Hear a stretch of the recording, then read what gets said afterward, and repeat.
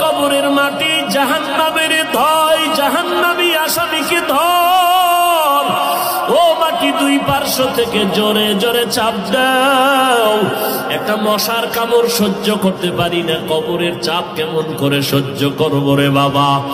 ওই দিন যদি আল্লাহ না করুন তুমি আমি পড়িয়া যাই, আজকে কত সম্মান, মানুষ আমারে কত সম্মান করে, আমাকে বক্তা বলিয়া কত সম্মান, কত মানুষ সম্মানের জায়গায় বসায় দেয়। কিন্তু আমি তো নিজে তাকায়া দেখলাম, জীবন ভর যত নামাজ পড়লাম আসলে নামাজের মতো নামাজ পড়তে পারি নাই। যেই নামাজে সাহাবায়ে কেরাম মাওলার সাথে দিদার হয়ে যাইত, ওই রকম একটা সেজদা আজও পর্যন্ত দিতে পারি নাই। যেইভাবে তেলাওয়াত করলে আমার আল্লাহ খুশি, ওইভাবে কোরআনটা তেলাওয়াত করতে পারি নাই। জীবনে মোনাজাত কত দিলাম, কলিজা ফাটা কান্না দিয়ে আমার মাওলার জন্য মোনাজাত দিতে পারি নাই। কারণ কাঠগড়ায় দাঁড়াইলে জাহান্নামে না গিয়া জান্নাত পাওয়া যাবে না। কারণ হিসাবের কাঠগড়া বড় কঠিন হবে। একদিকে জাহান্নামের আওয়াজ শুরু হয়ে যাবে, একদিকে সূর্যের গরমের তাপ শুরু হয়ে যাবে, একদিকে আল্লাহ রাগান্বিত আওয়াজ দিয়ে আওয়াজ দিতে থাকবেন।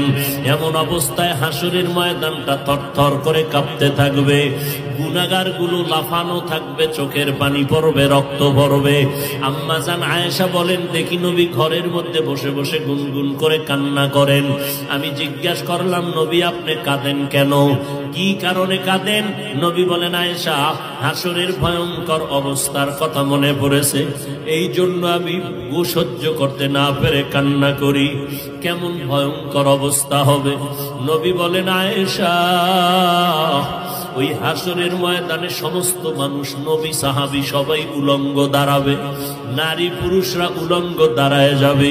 সূর্যটা মাথার উপরে আসবে, আল্লাহ বলবেন, ও সূর্য তোর যত তাপ আছে জমিনের মধ্যে ছাড়িয়া দে। ওদিকে জাহান্নামের আওয়াজ, জাহান্নাম বলবে, আল্লাহ বেনামাজি গুলো কই, গুনাহগার গুলো আমার পেটে দাও, আমার পেটে বড় ক্ষুধা, সহ্য করতে পারি না। আল্লাহ বলবেন, ও ফেরেশতারা জাহান্নামের গলায় 70,000 শিকল লাগাইয়া পেছনে টেনে ধর, যদি সামনে আগে আমি বিচার শেষ করতে পারবো না। ওদিকে আমার আল্লাহ বিচার শুরু করার আগে কঠিন এক হুঙ্কার দিবেন, লিমানিল মুলকুল ইয়াউম লিল্লাহিল ওয়াহিদিল কাহ্হার। মদিনার নবী বলেন, আয়েশা এমত অবস্থায়